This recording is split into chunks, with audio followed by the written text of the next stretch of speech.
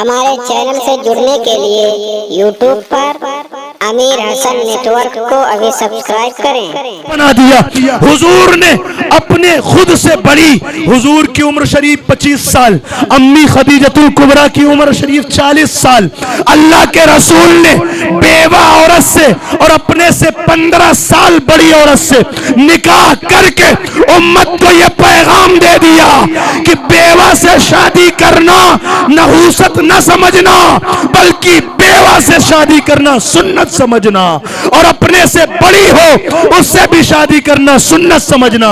और अम्मी आयशा से 6 साल की उम्र में, रिवायतें इसके बारे में मुख्तलिफ हैं, अगर सुनन नबी दाऊद, तिरमिजी और बुखारी शरीफ की हदीस पाक को देखें तो खुद हज़रत अम्मी आयशा से मनकूल है, फरमाती कि मेरी उम्र 6 साल की थी जब हुजूर के साथ मेरा निकाह हुआ, और 9 साल की उम्र में मेरी विदाई हुई, और शरीयत गालिबन 8 साल की उम्र में लड़कियों को हद्द बुलूगत करार दे देता है शरीयत। इसके अलावा वो 9 साल में पूरी तरीके से बालिग हो जाती हैं।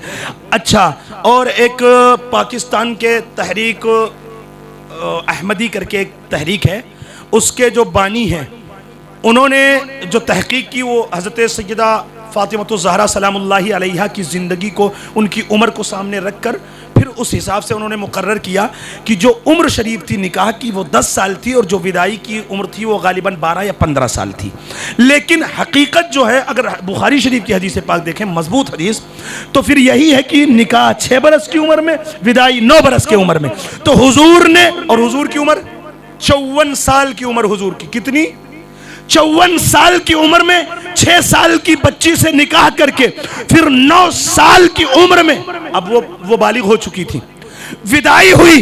हुजूर ने यह भी बता दिया कि छोटे का बहाना मत करना, अगर किसी यतीम परेशान को देखना और तुमसे हो सके तो उसको अपनी निकाह में लेकर अपनी किफालत में ले लेना।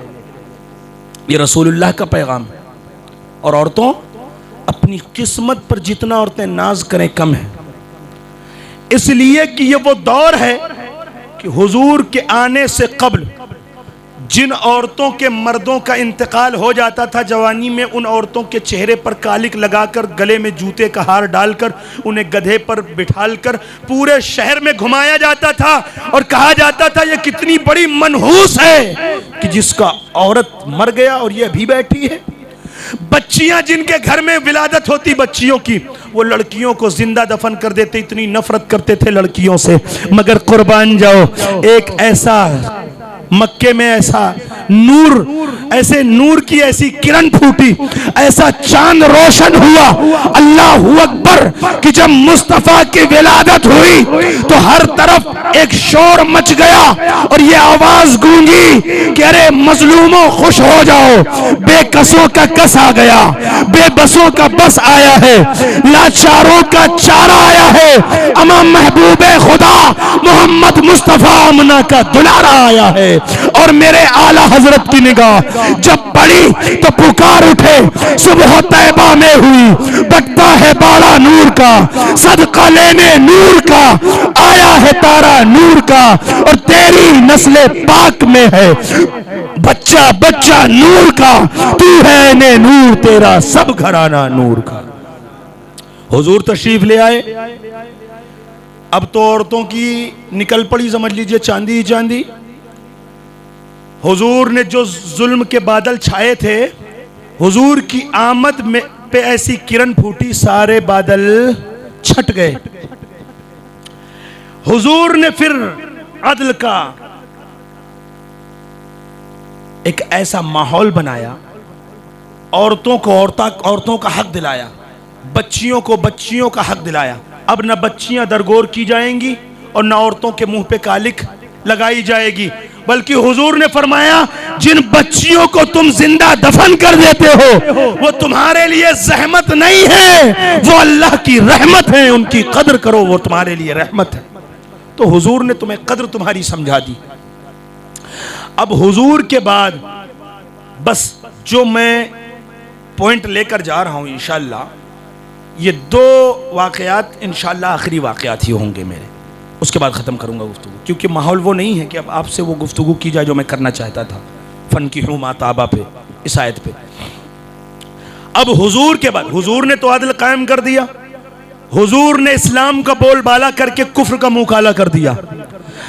बच्चियों को बच्चियों का हक मिला, औरतों को औरतों का हक मिला, उनको उनका मर्तबा सौंपा गया। अब औरतों को साबित किया, हुजूर ने यह अदल कायम किया कि औरतों के मुंह पे कालिक न लगाया जाए, बच्चियों को जिंदा दरगोर न किया जाए, ये तुम्हारे लिए रहमत है।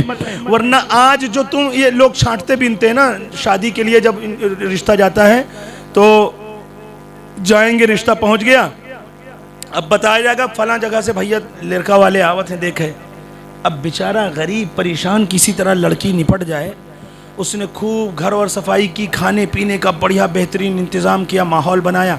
अब खाने सब लोग आए, बैठे कुर्सी पे, तोड़ के हलक तक नट्टी तक दबाए के खाइन, जाए लागे 500-500 रुपये 1000 रुपये लिहिन, और यहाँ से जाने के बाद वहाँ बता देते लड़की तनी सांवली है।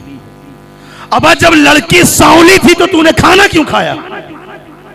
एक गरीब का तूने पूरे बर्तन पलट कर रख दिए और यहां से जाके कमियां निकाल रहा है कि लड़की सांवली थी।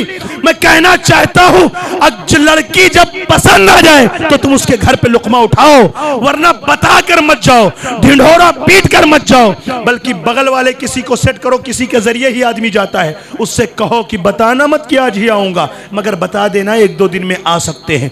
अचानक 2 लोग पहुंचो, तुम्हें देखने जाना है ना कि खाना खाने। 10 लोग जुट के जाते हो, वहां खाना खाते हो, उसके बाद आके बदनामी करते हो।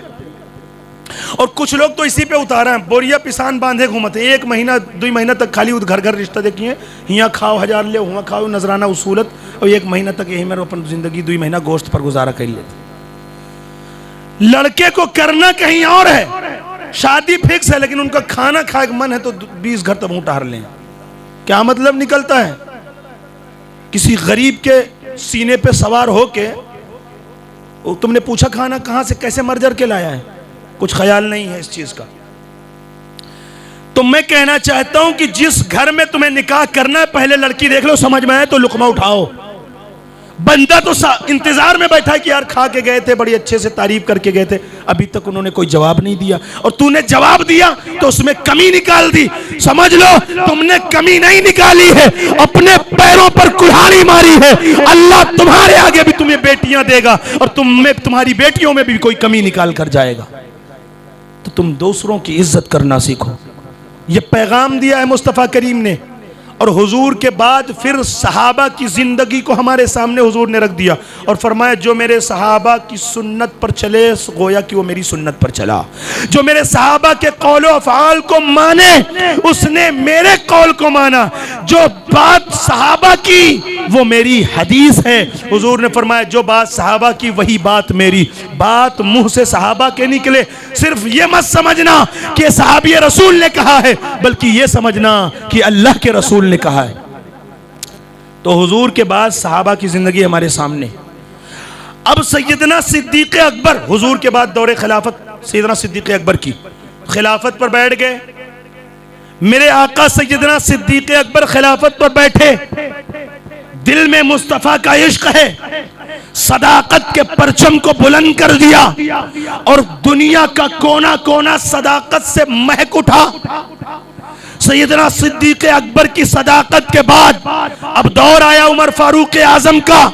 तो उमर फारूक आजम ने अपनी अदालत के झंडे कोने कोने में गाड़ दिए, 23 लाख मुरब्बा मील पर हुकूमत की, और ऐसे अदलो इंसाफ के साथ कि उनकी एक आवाज पर कैसर और किसरा कांपते थे। बादशाह रोम का जनाजा निकलता था। अल्लाहू अकबर। वो उमर जिस गली से गुजर जाते थे शैतान उस गली से नहीं गुजरता था। कहना चाहता हूं ये उमर फारूक आजम का जमाना है, इस कदर हुकूमत की। हजरत उस्मान गनी का जमाना आया तो सखावत के परचम लहरा दिए, सखावत से कोने कोने को सजा दिया। कोई गरीब, कोई मिस्कीन, कोई परेशान, कोई यतीम उनके दर से खाली ना गया। जिसकी शादी ना हो रही हो, आओ उस्मान अपने पैसे लुटाकर तुम्हारी शादी करवाएगा।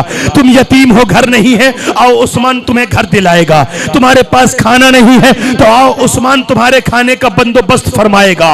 ये उस्मान गनी है। मगर कुर्बान जाओ, इस्लाम को सदाकत भी मिला, अदालत भी मिली, सखावत भी मिली, लेकिन अब वो दौर जा चुके थे, उस्मान गनी का जमाना भी खत्म हो चुका था।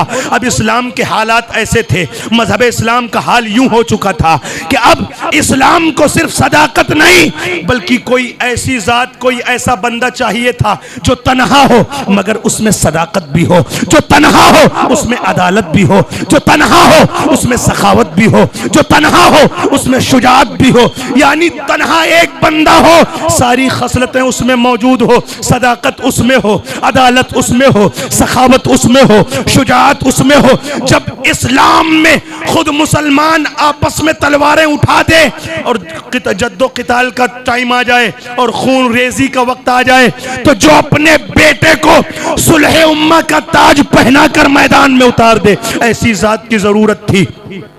इस्लाम को ऐसे शख्स की जरूरत थी कि जब इस्लाम का हरा भरा पौधा करबला के रेगिस्तान में सूखने लगे और यजीद नाम का कीड़ा लग जाए, तो उस वक्त हरे भरे इस्लाम के पौधे को सींचने के लिए जो अपने बेटे को शहादत का ताज पहनाकर मैदान में उतार दे, ऐसी जात की जरूरत थी। तो लोगों ने पुकार कर कहा वो कोई और नहीं है, वो हुसैन, वो अली इब्ने अबी तालिब है। तो लोगों ने पूछा क्यों? जलने वालों ने पूछा क्यों अली ही क्यों, जिसमें सदाकत भी हो, शुजाअत भी हो, सखावत भी हो, इल्म भी हो, तहारत भी हो और शुजाअत भी हो, अमा अली ही क्यों?